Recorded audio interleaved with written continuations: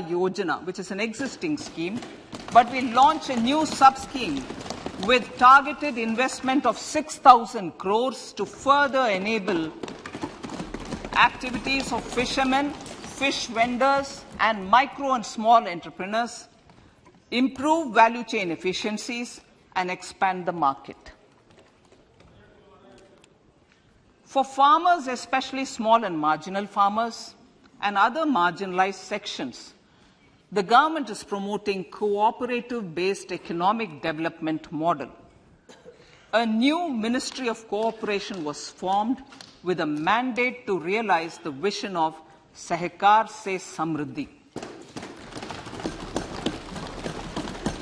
To realize this vision, the government has already initiated computerization of 63,000 primary agricultural credit societies with an investment of 2,516 crores. In consultation with all the stakeholders and the states, model bylaws for PACS were formulated, enabling them to become multi-purpose PACS. A national cooperative database is being prepared for countrywide mapping of cooperative societies. With this backdrop, we will implement a plan to set up massive decentralized storage capacity.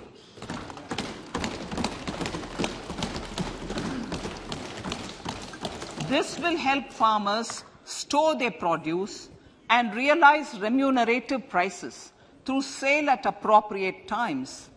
The government will also facilitate setting up of a large number of multi-purpose cooperative societies, primary fishery societies, and dairy cooperative societies in uncovered panchayat and villages in the next 5 years.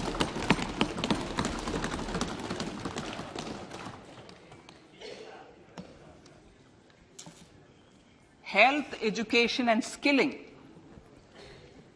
157 new nursing colleges will be established in co-location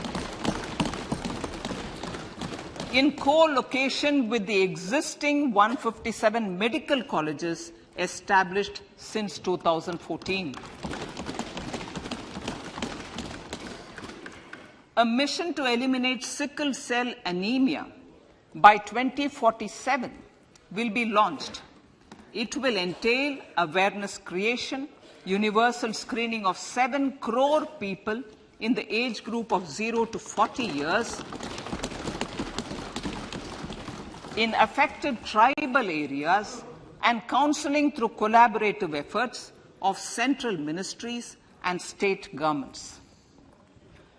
Facilities in select ICMR labs, Indian Council for Medical Research labs, will be made available for research by public and private medical college faculty and private sector R&D teams for encouraging collaborative research and innovation.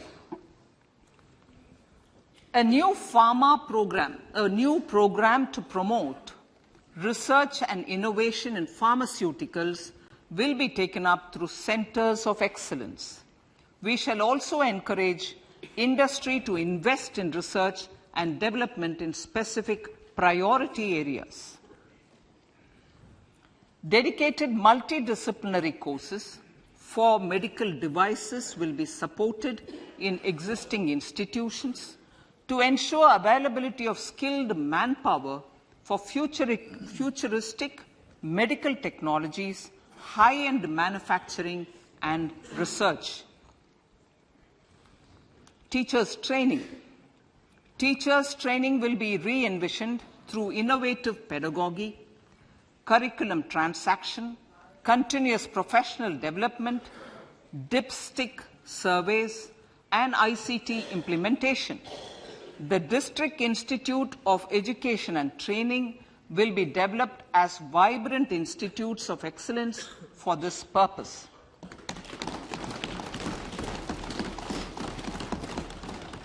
National Digital Library for Children and Adolescents.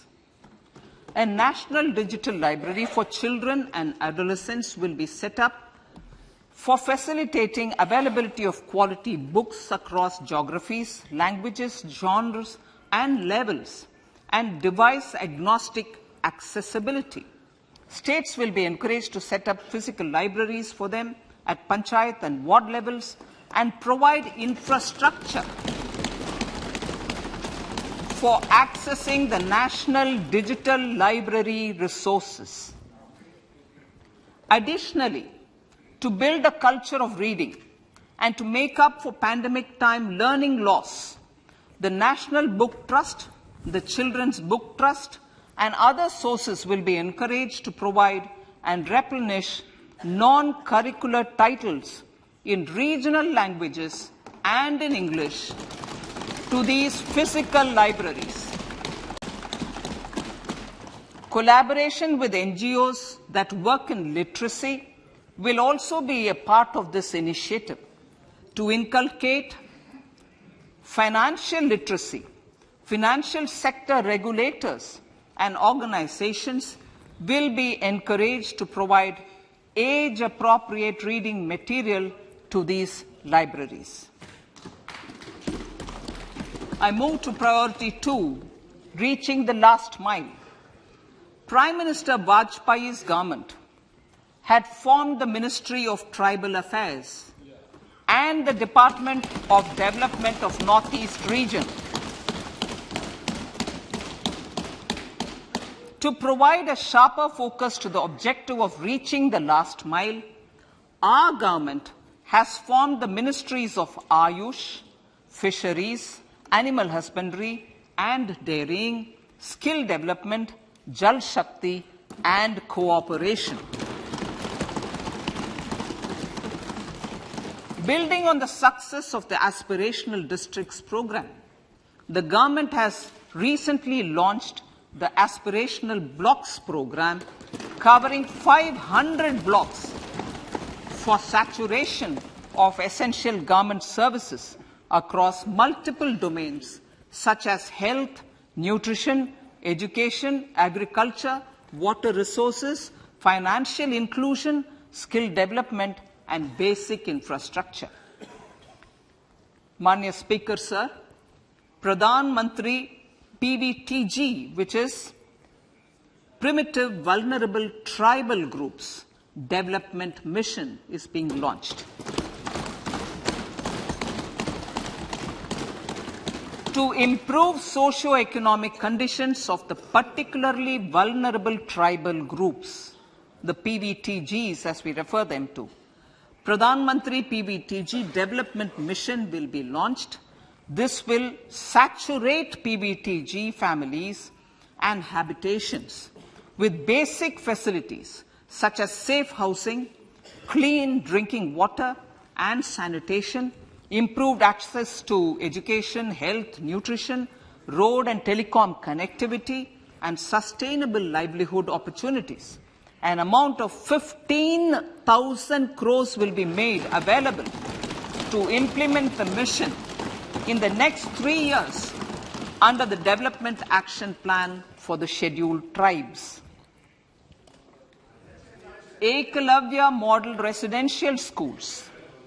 In the next 3 years, Center will recruit 38,800 teachers and support staff for the 740 Ekalavya Model Residential Schools, which is serving 3.5 lakh tribal students.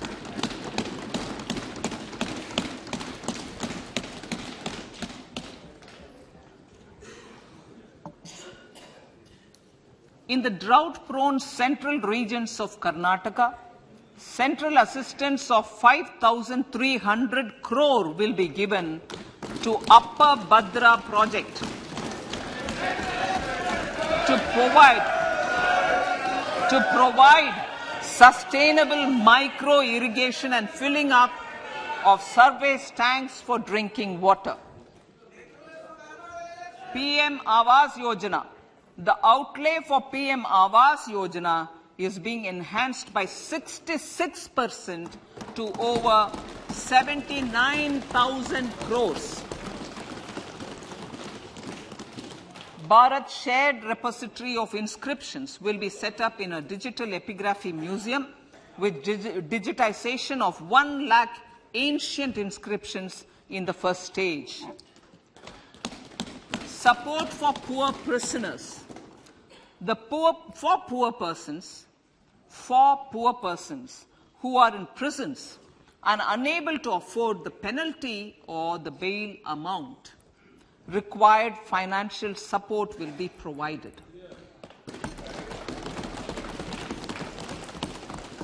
Priority number 3, infrastructure and investment. Investments in infrastructure and productive capacity have a large multiplier impact on growth and employment. After the subdued period of the pandemic, private investments are growing again. The budget takes the lead once again to ramp up the virtuous cycle of investment and job creation.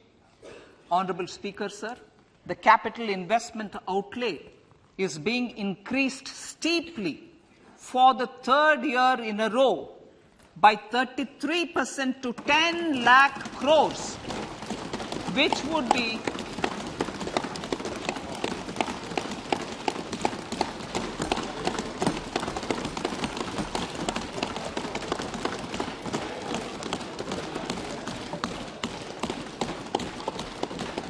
which would be 3.3% of GDP.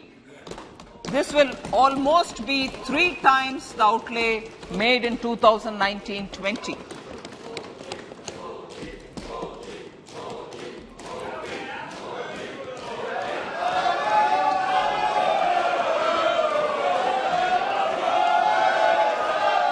This substantial increase in recent years is central to the government's efforts to enhance growth potential and job creation, crowd in private investments, and provide a cushion against global headwinds. The direct capital investment by the centre is complemented by the provision made for creation of capital assets through grants and aids to state. The effective capital expenditure of the centre is budgeted at 13.7 lakh crore rupees, which will be 4.5% of GDP. Support to state governments for capital investment. I have decided to continue the 50-year interest-free loan to state governments for 1 more year to spur investment in infrastructure and to incentivize them for complementary policy actions with a significantly enhanced outlay of 1.3 lakh crores. The newly established Infrastructure Finance Secretariat will assist all stakeholders for more private investment in infrastructure, including railways, roads, urban infrastructure and power, which are predominantly depend on public resources. The harmonized master list of infrastructure will be reviewed by an expert committee for recommending the classification and financing framework suitable for Amrit Kal. A capital outlay, I'm talking about railways now, sir, Honorable Speaker, railways. A capital outlay of 2.40 lakh crores has been provided for the railways. This is the highest ever outlay this highest ever outlay is about 9 times the outlay made in 2013-14. 100 critical transport infrastructure projects for last and first mile connectivity for ports, coal, steel, fertilizer and food grain sectors have been identified.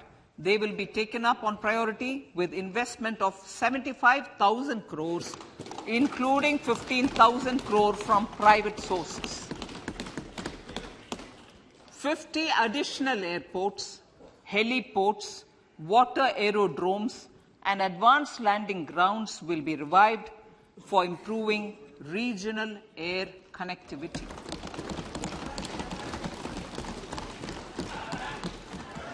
Sustainable cities for tomorrow.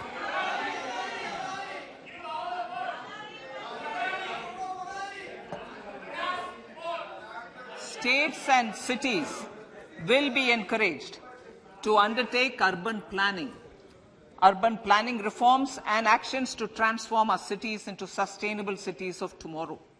This means efficient use of land resources, adequate resources for urban infrastructure, transit-oriented development, enhanced availability and affordability of urban land and opportunities for all.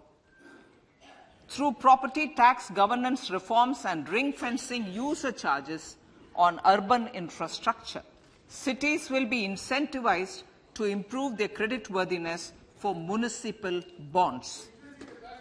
Like the RIDF, an Urban Infrastructure Development Fund will be established through use of priority sector lending shortfall. This will be managed by the National Housing Bank and will be used by public agencies to create urban infrastructure in Tier 2 and Tier 3 cities. States will be encouraged to leverage resources from the grants of the 15th Finance Commission as well as existing schemes to adopt appropriate user charges while accessing the UIDF. We expect to make available 10,000 crore rupees per annum for this purpose. All cities and towns will be enabled for 100% mechanical desludging of septic tanks and sewers to transition from manhole to machine hole mode.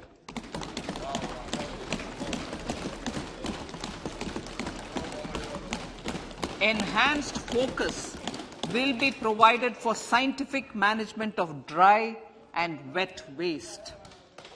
Honorable Speaker, sir, our Prime Minister had said, good governance is the key to a nation's progress.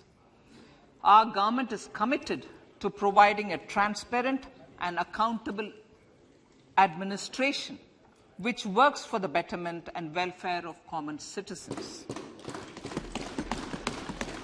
Mission Karma Yogi. Under Mission Karma Yogi, centre, states and the union territories are making and implementing capacity building plans for civil servants. The government has also launched an integrated online training platform, I Got Karma Yogi, to provide continuous learning opportunities for lakhs of government employees to upgrade their skills and facilitate people-centric approach. Sir, for enhancing ease of doing business, more than 39,000 compliances have been reduced and more than 3,400 legal provisions have been decriminalized. For furthering the trust-based governance, we have introduced the Jan Vishwas Bill to amend 42 central acts. This budget proposes a series of measures to unleash the potential of our economy. Centers of Excellence for Artificial Intelligence. For realizing the vision of Make AI in India and Make AI Work for India, 3 centers of excellence for artificial intelligence will be set up in top educational institutions.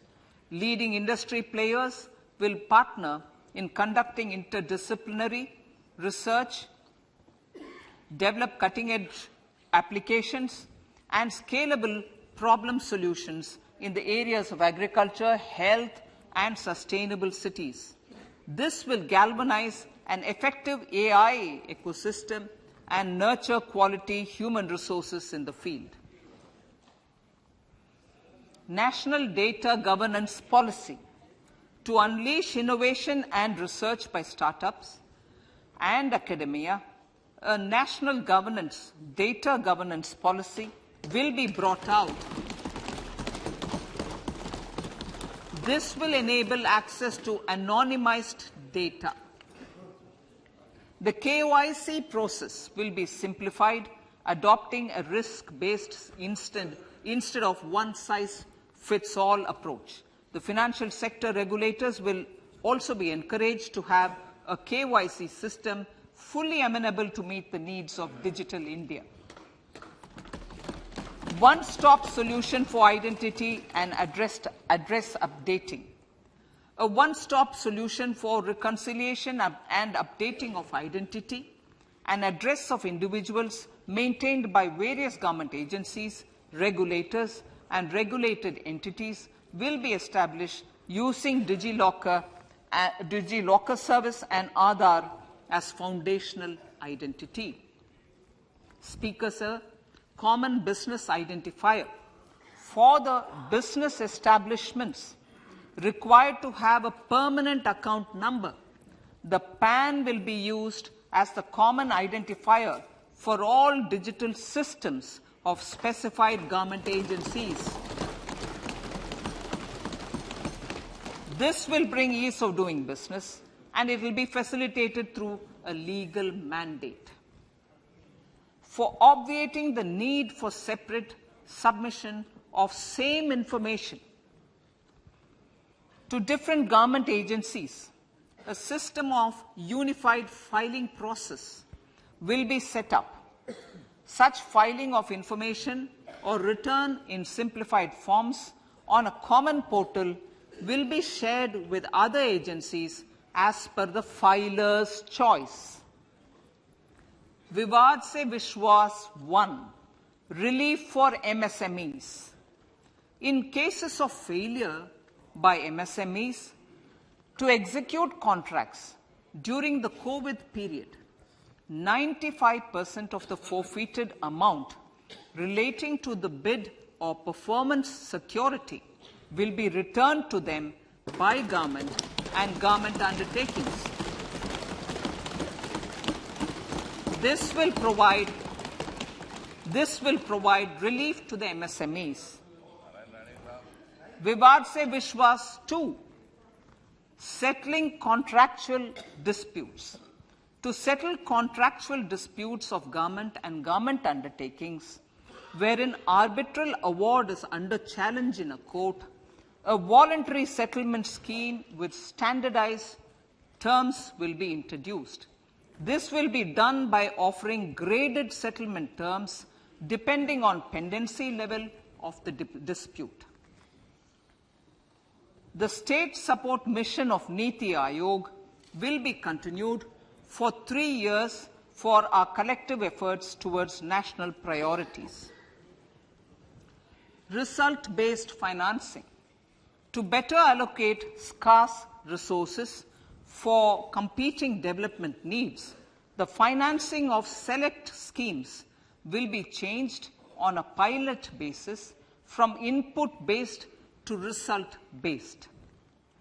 E-courts.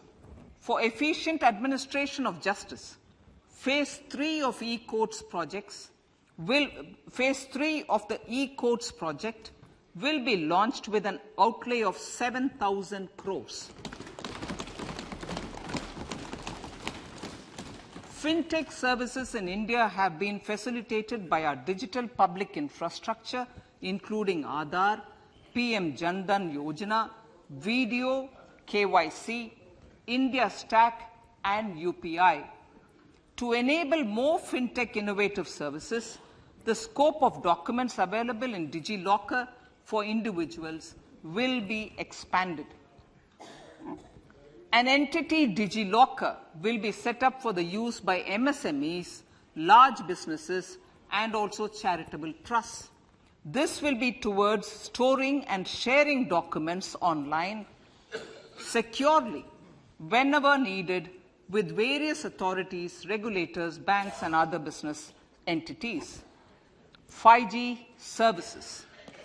100 labs for developing applications using 5G services will be set up in engineering institutions.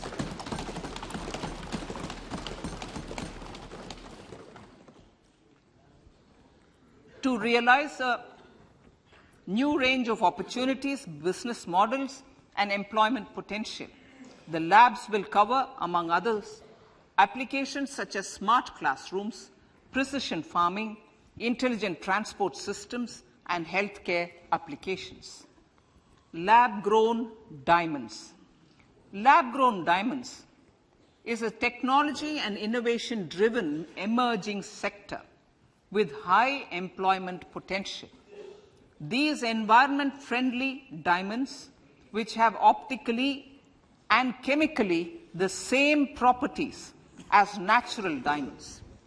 To encourage indigenous production of LGD, lab-grown diamond seeds and machines, and to reduce import dependency, a research and development grant will be provided to one of the IITs for 5 years. To reduce the cost of production, a proposal to review the custom duty on LGD seeds will be indicated in Part B of the speech. I come to the fifth priority, Honourable Speaker, sir, green growth. Honourable Prime Minister has given a vision for life or lifestyle for environment to spur a movement of environmentally conscious lifestyle. India is moving forward firmly for the Panchamrit, the net zero carbon emission by 2070 to usher in green industrial and economic transition. This budget builds on our focus on green growth. The recently launched National Green Hydrogen Mission, with an outlay of 19,700 crores, will facilitate transition of the economy to low carbon intensity, reduce dependence on fossil fuel imports, and make the country assume technology and market leadership in this sunrise sector. Our target is to reach an annual production of 5 MMT by 2030. Energy transition. This budget provides for 35,000 crores for priority capital investment towards energy transition and net zero objectives and energy security by Ministry of Petroleum and Natural Gas. To steer the economy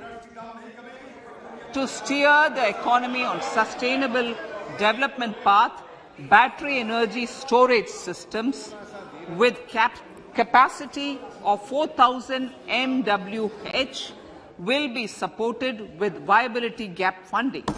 A detailed framework for pumped storage projects will also be formulated.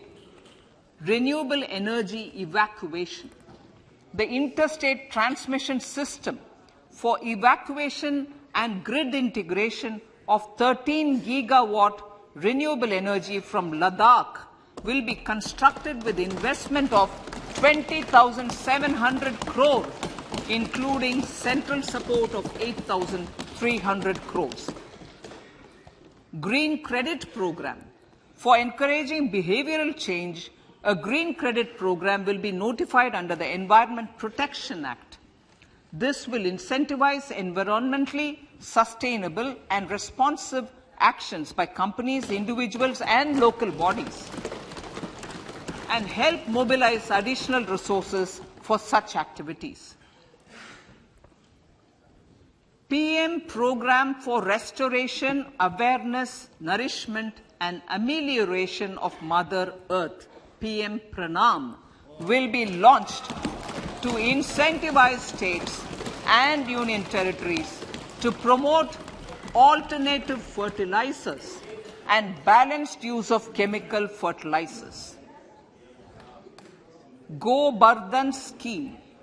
500 new waste-to-wealth plants under Go Bardhan, galvanizing organic bio-agro resources done. Go Bardhan scheme will be established for promoting circular economy. These will include 200 compressed biogas plants, including 75 plants in urban areas, and 300 community or cluster-based plants at a total investment of 10,000 crores. I will refer to this in Part B also. In due course, a 5% CBG mandate will be introduced for all organizations marketing natural and biogas. For collection of biomass and distribution of biomanure, appropriate fiscal support will also be provided. Bharatiya Prakritik Kheti Bio Input Resource Centers. Over the next 3 years, we will facilitate 1 crore farmers to adopt natural farming.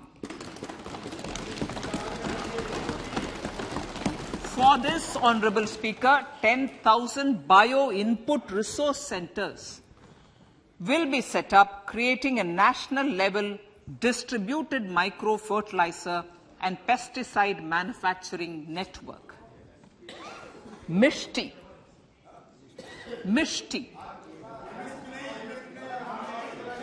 Building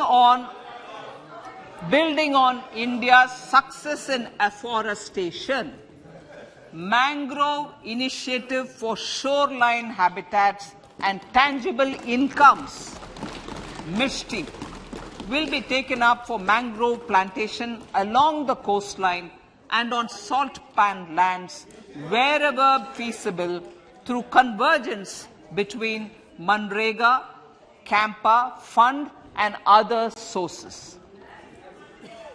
Amrit Dharohar. Wetlands are vital ecosystems which sustain biological diversity. In his latest Mann Ki Baat, the Prime Minister said, now, I quote, now the total number of Ramsar sites in our country has increased to 75, whereas before 2014, there were only 26, unquote. Local communities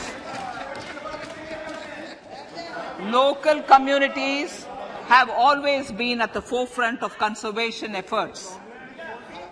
The government will promote their unique conservation values through Amrit Dharohar, a scheme that will be implemented over the next 3 years to encourage optimal use of wetlands and enhance biodiversity, carbon stock, ecotourism opportunities, and income generation for local communities. Coastal shipping. Coastal shipping will be promoted as the energy efficient and lower cost mode of transport, both for passengers and freight, through PPP mode with viability gap funding. Vehicle replacement. Vehicle replacement is an important continuing policy, replacing the old political,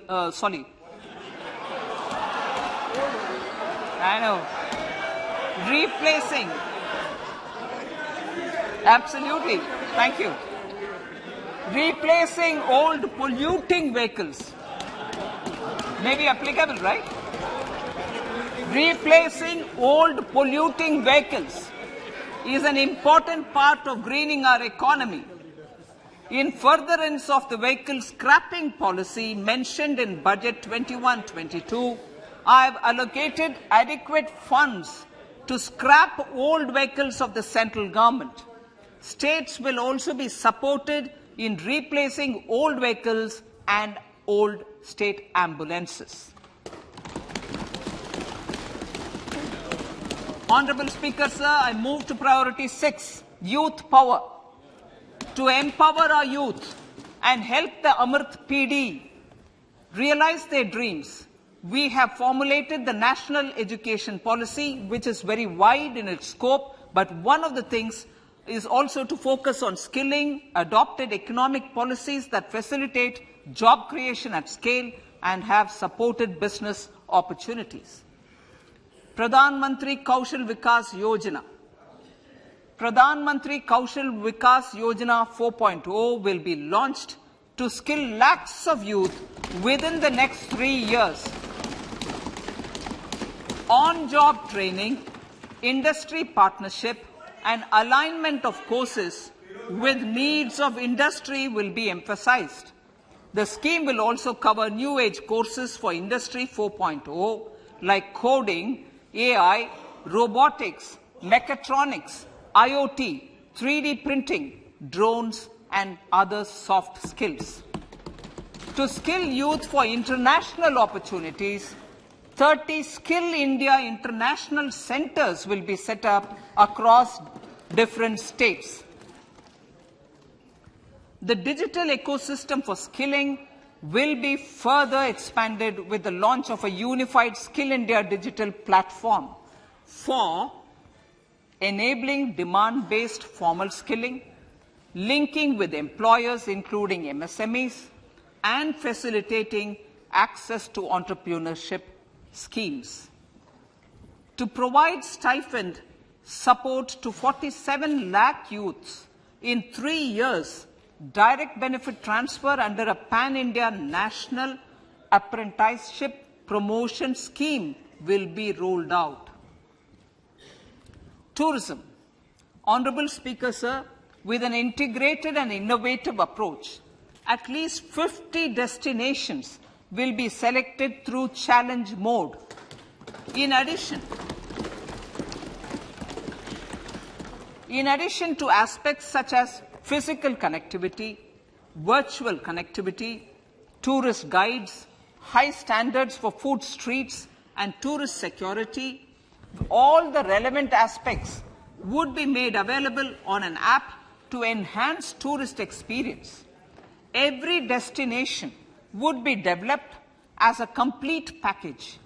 The focus of development of tourism would be on domestic as well as foreign tourists.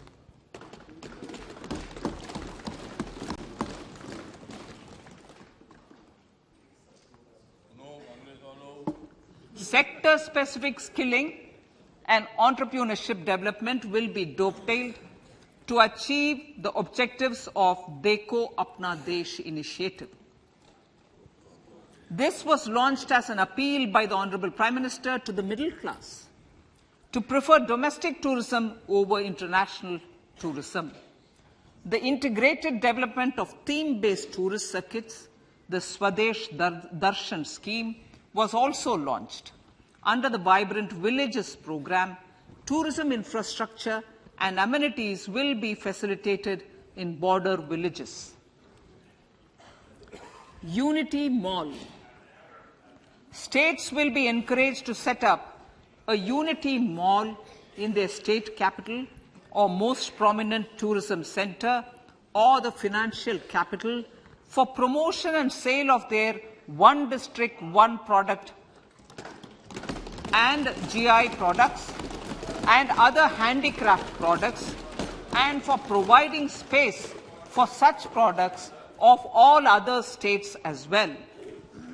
Sir, priority number 7, financial sector. Our reforms in the financial sector and innovative use of technology have led to financial inclusion at scale, better and faster service delivery, ease of access to credit, and participation in financial markets.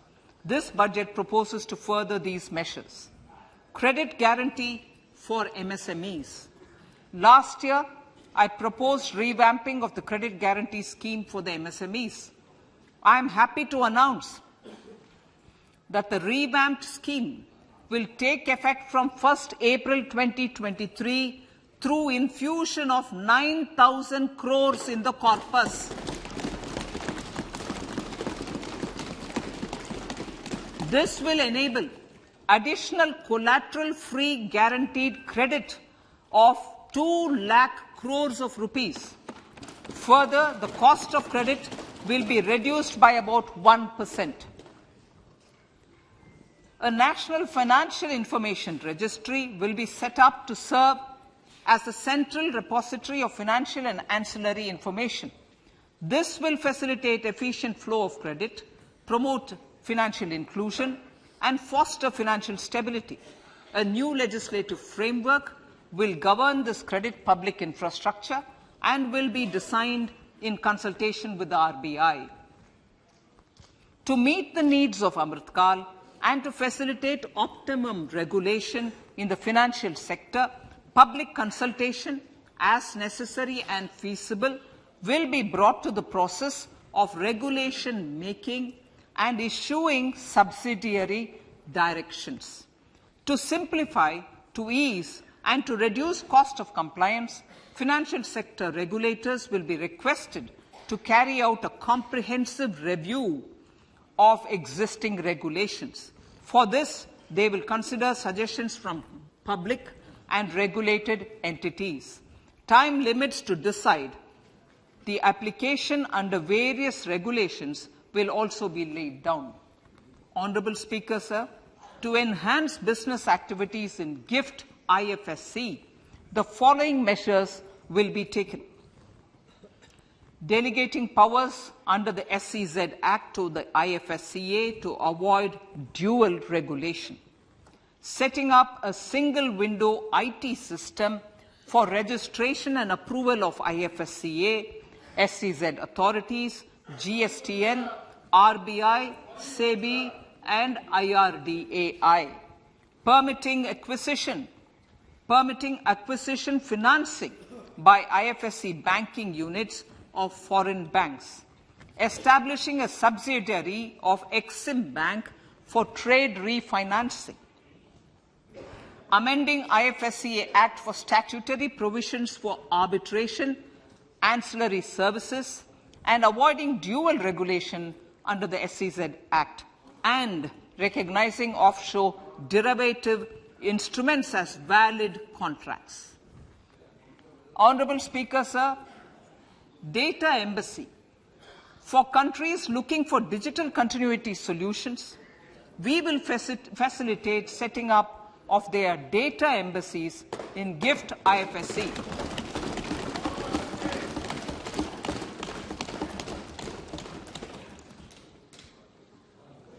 Improving governance and investor protection in banking sector.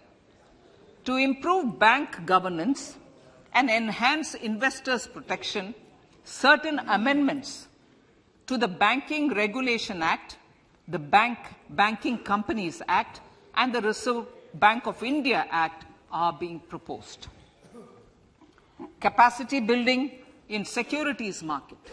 Honourable Speaker, sir, to build capacity of functionaries and professionals in the securities market, SEBI will be empowered to develop, regulate, maintain, and enforce norms and standards for education in the National Institute of Securities Markets and to recognize award of degrees, diplomas, and certificates.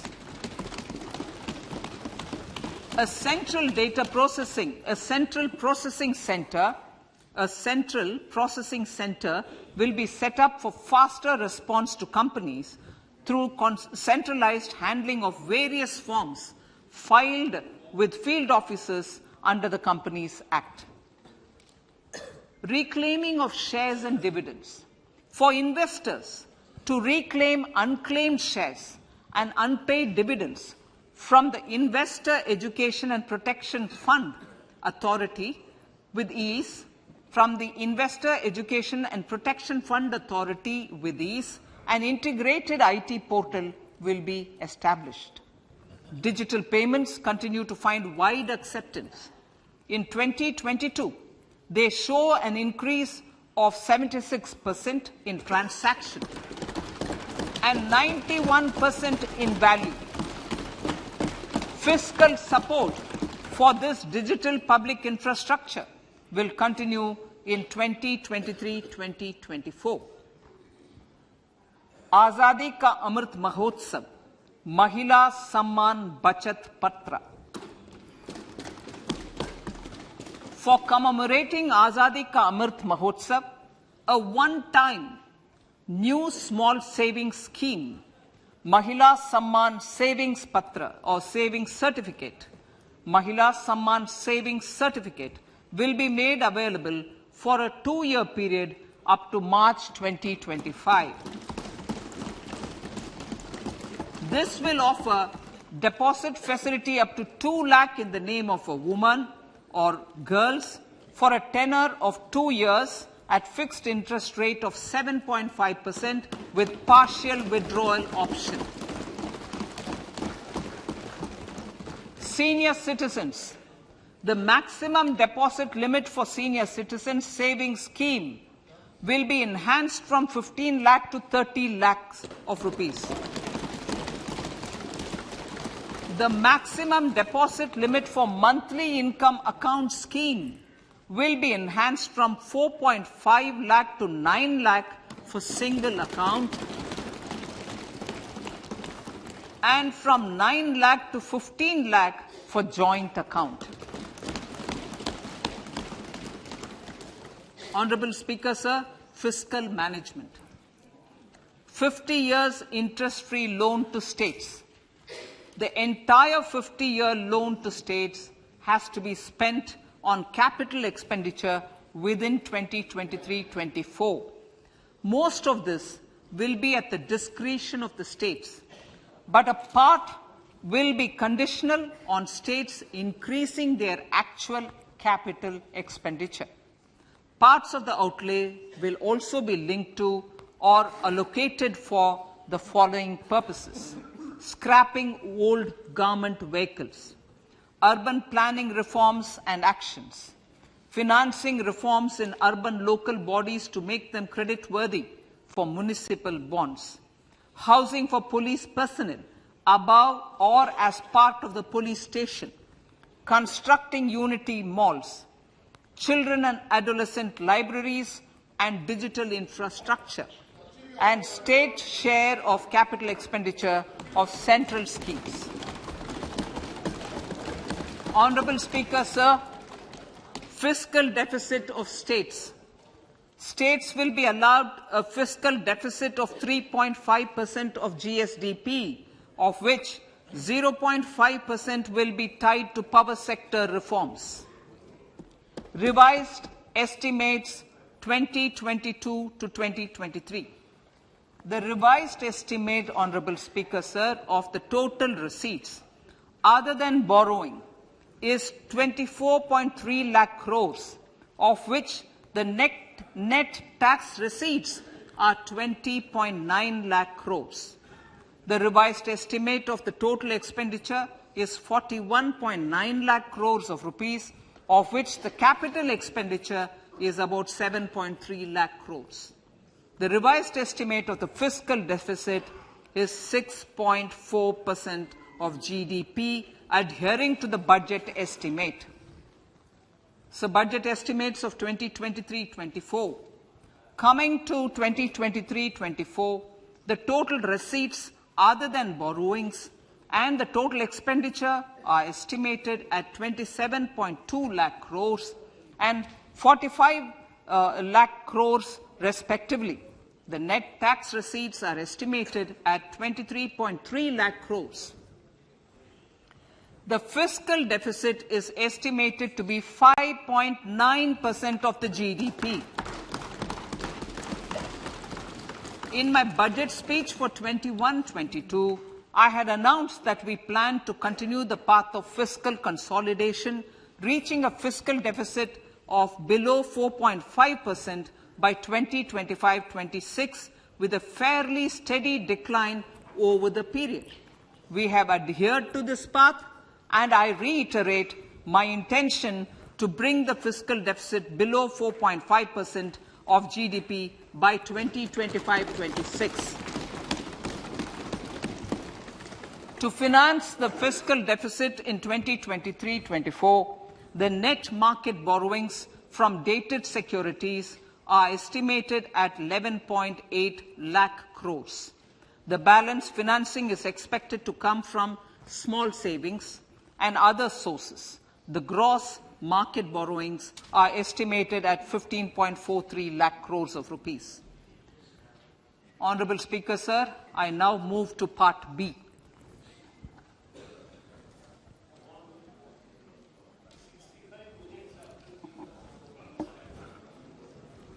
Indirect taxes. My indirect tax proposals will aim to promote exports, boost domestic manufacturing, enhance domestic value addition, encourage green energy and mobility. A simplified tax structure with fewer tax rates helps in reducing compliance burden and improving tax administration.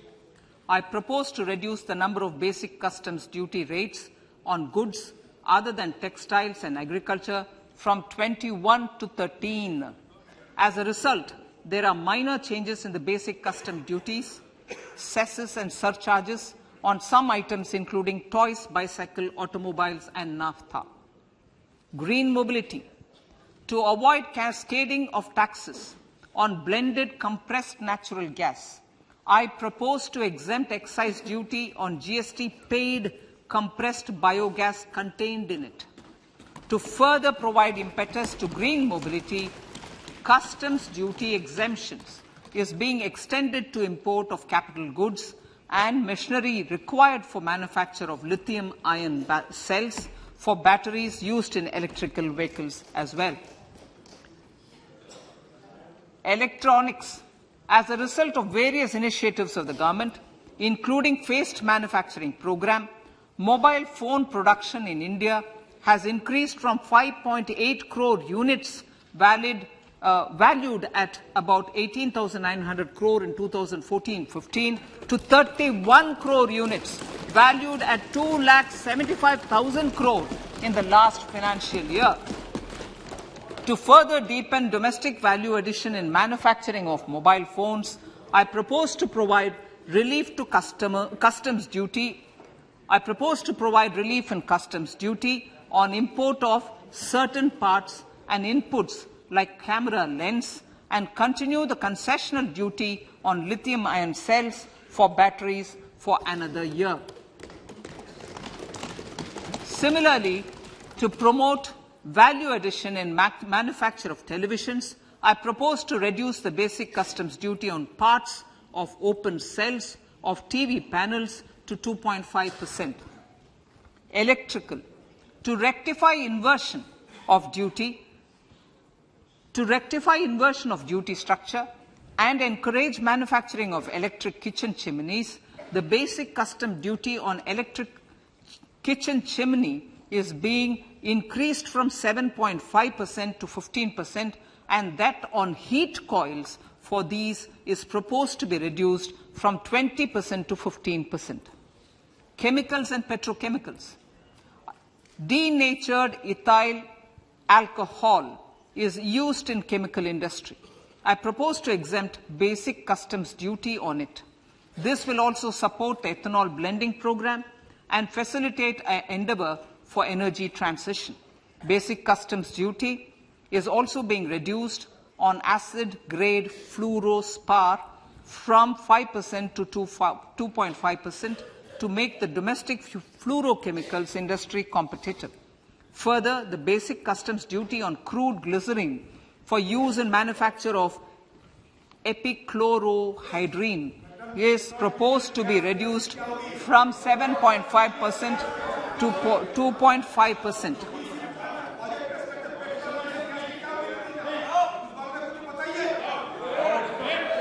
Marine products. In the last financial year, marine products recorded the highest export growth, benefiting farmers in the coastal states of the country. To further enhance the export competitiveness of marine products, particularly shrimps, duty is being reduced on key inputs for domestic manufacture of shrimp feed. India is a global leader, as I said in Part A, in cutting and polishing of natural diamonds, contributing about 3/4 of the global turnover by value.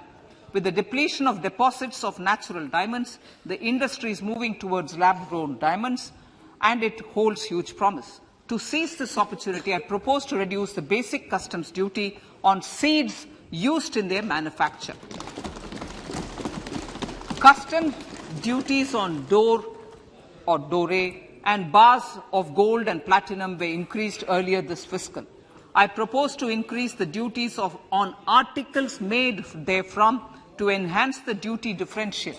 I also propose to increase the import duty on silver doors, bars and articles to align them with that on gold and platinum.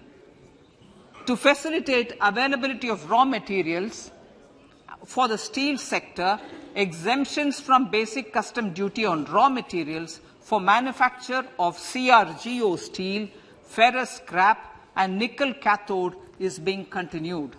Similarly, the concessional BCD of 2.5% on copper scrap is also being continued to ensure the availability of raw materials for secondary copper producers who are mainly in the MSME sectors.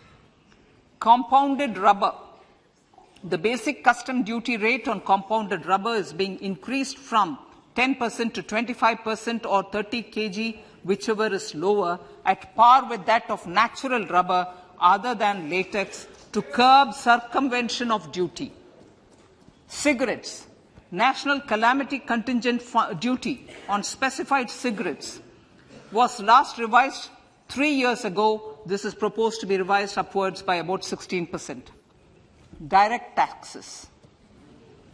I now come to my direct tax proposals. Honourable Speaker, these proposals aim to maintain continuity and stability of taxation, further simplify and rationalize various provisions to reduce the compliance burden, promote the entrepreneurial spirit, and provide tax relief to citizens. It has been constant endeavour of the Income Tax Department to improve taxpayers' services by making compliance easy and smooth. Our taxpayers portal received a maximum of 72 lakh returns in a day, processed more than 6.5 crore returns this year. Average processing period reduced from 93 days in financial year 13-14 to 16 days only now. And 45% of the returns were processed within 24 hours. We intend to further improve this, roll out the next generation common IT return form for taxpayer convenience, and also plan to strengthen the grievance redressal mechanism. MSMEs and professionals. MSMEs are growth engines of our economy. Micro enterprises with turnover up to 2 crore of rupees and certain professionals with turnover of up to 50 lakh rupees can avail the benefit of presumptive taxation. I propose to provide enhanced limits of 3 crore and 75 lakh respectively to the taxpayers whose cash receipts are no more than 5%. Whose cash receipts are no more than 5%. Moreover, to support MSMEs in timely receipt of payments, I propose to allow deduction for expenditure incurred on payments made to them only when payment is actually made. Cooperation. Cooperation is a value to be cherished. In realizing our Prime Minister's goal for Sehkar Se Samriddhi and his resolve to connect the spirit of cooperation with the spirit of Amrit Kal, in addition to the measures proposed in Part A, I have a slew of proposals for the cooperation sector. First, new cooperatives that commence manufacturing activities till 2024, 31st March, shall get the benefit of a lower tax rate of 15%, as is presently available to new manufacturing companies. Secondly, I propose to provide an opportunity to sugar cooperatives to claim payments made to sugarcane farmers for the period prior to the assessment year 2016-17 as expenditure. This is expected to provide them a relief of almost 10,000 crores. Thirdly, I am providing a higher limit of 2 lakh per member for cash deposits to loans in cash by primary agricultural cooperative societies and primary cooperative agriculture and rural development banks. I repeat that.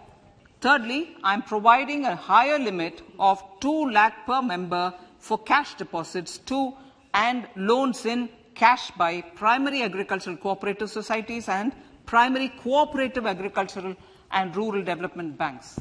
Similarly, a higher limit of 3 crore for TDS on cash withdrawal is being provided to cooperative societies.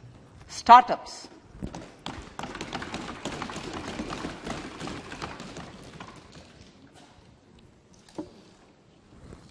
Entrepreneurship is vital for a country's economic development. We have taken a number of measures for startups and they have borne results. India is now the third largest ecosystem for startups globally and ranks second in innovation quality among middle-income countries. I propose to extend the date of incorporation for income tax benefits to startups from 31/3/2023 to 31/3/2024. I further propose to provide the benefit of carry forward of losses on change of shareholding of startups from 7 years of incorporation to 10 years.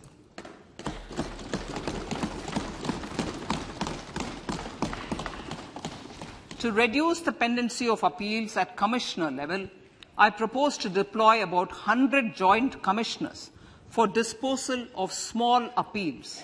We shall also be more selective in taking up cases for scrutiny of returns already received this year. Better targeting of tax concessions. For better targeting of tax concessions and exemptions, I propose to cap deduction from capital gains on investment in residential house under Section 54 and Section 54F to 10 crores. Another proposal with similar intent is to limit income tax exemption from proceeds of insurance policies with very high value. Rationalization. Honourable Speaker, sir, there are a number of proposals relating to rationalization and simplification. Income of authorities, boards, and commissions set up by statutes of union or state for the purpose of housing, development of cities, towns, and villages, and regulating and developing an activity or matter is proposed to be exempted from income tax. Other major measures in this direction are removing the minimum threshold of 10,000 for TDS and clarifying taxability relating to online gaming, not treating conversion of gold into electronic gold receipts and vice versa as capital gains, reducing the TDS rate from 30% to 20% on taxable portion of EPF withdrawals in non-PAN cases, and taxation on income for market-linked debentures. Other major proposals in the Finance Bill relate to the following: extension of period of tax benefits to funds relocating to IFSC, GIFT City till 31/3/2025, decriminalization under Section 276A of the Income Tax Act, allowing carry forward of losses on strategic disinvestment, including that of IDBI Bank, and providing EEE status to Agniveer Fund. Personal income tax.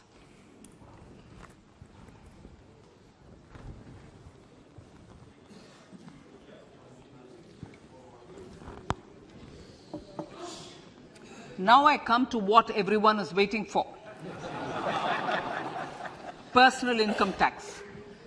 I have 5 major announcements to make in this regard. These primarily benefit our hard-working middle class. The first one concerns rebate.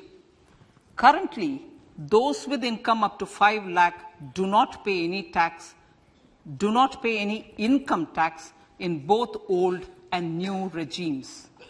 I propose to increase the rebate limit to 7 lakhs in the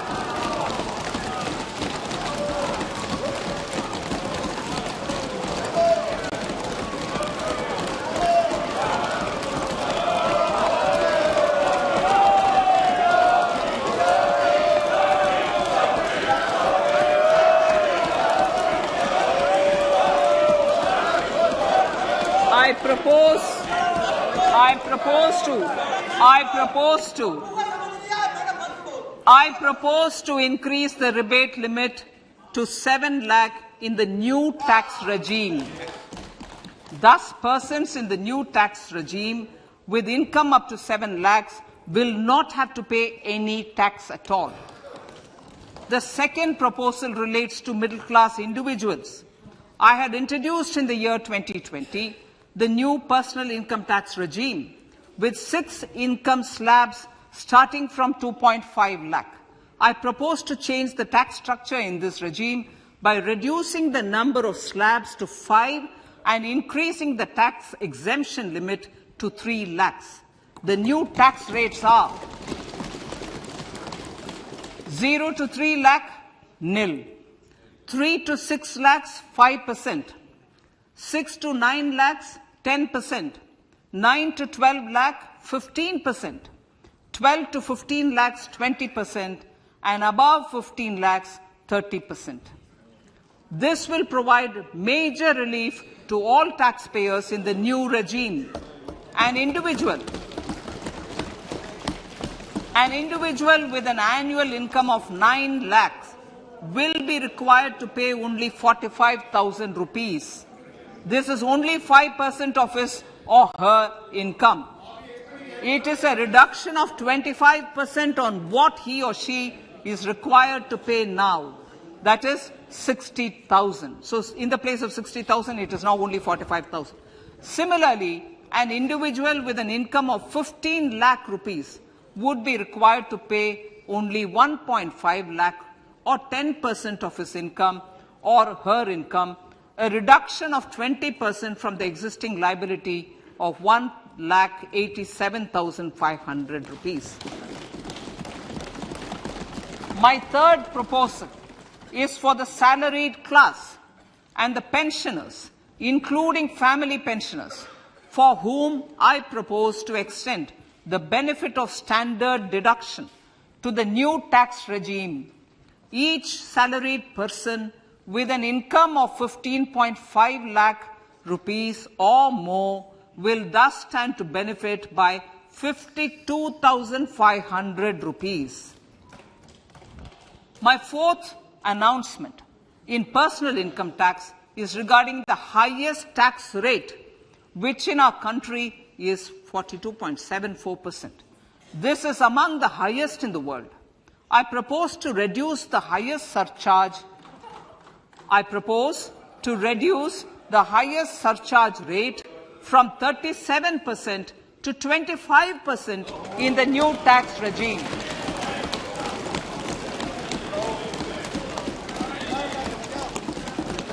This would result in reduction of the maximum rate. This would result in the reduction of the maximum tax rate to 39%. Lastly, the limit of 3 lakh rupees for tax exemption on leave encashment on retirement of non-government salaried employees was last fixed in the year 2002, when the highest basic pay in the government was only 30,000 rupees per month. In line with the increase in the government salaries, I am proposing to increase this limit to 25 lakh rupees.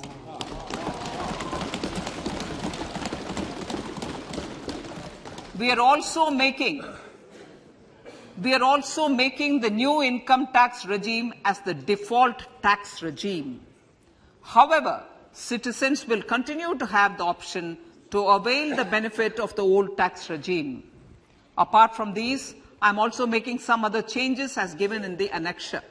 As a result of these proposals, revenue of about 38,000 crore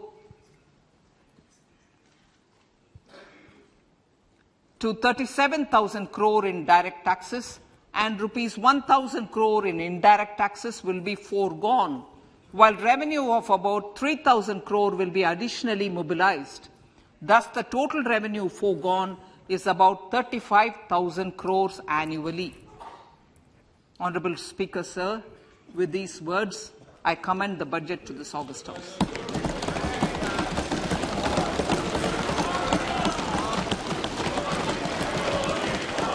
One hour, 25 minutes. Item number 1, माननीय item number 2, Shrimati Nirmala Sitharaman ji. Sir, with your permission, I lay on the table of the following statements.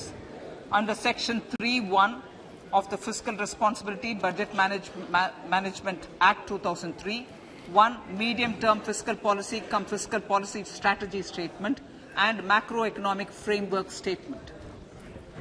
माननीय सदस्यगण, जैसा कि आपको समाचार भाग 2 के माध्यम से पहले ही सूचित किया जा चुका है कि माननीय वित्त मंत्री जी के बजट भाषण की प्रतियां हार्ड कॉपी के रूप में उपलब्ध कराई गई है। आप बजट भाषण की अपनी अपनी प्रति प्रकाशन पलक से ले लें। आपको ये भी सूचित किया जाता है कि माननीय मंत्री द्वारा बजट प्रस्तुत किए जाने के पश्चात उसकी प्रतियां आपको मेंबर्स पोर्टल के माध्यम से उपलब्ध करा दी जाएगी। आइटम नंबर 3, माननीय मंत्री जी, वित्त मंत्री जी। Sir, with your permission, I rise to move for leave to introduce the Finance Bill 2023. प्रश्न ये कि विधेयक को पुनर्स्थापित करने की अनुमति प्रदान की जाए। जो सदस्य इसके पक्ष में हाँ कहें, जो सदस्य विरोध में ना कहें। मेरे विचार में निर्णय हाँ वालों के पक्ष में माननीय मंत्री जी विधेयक को पुनर्स्थापित करें। Sir, I introduce the bill. सभा की कार्रवाई कल गुरुवार दिनांक 2 फरवरी 2023 को प्राप्त 11 बजे तक के लिए स्थगित की जाती है।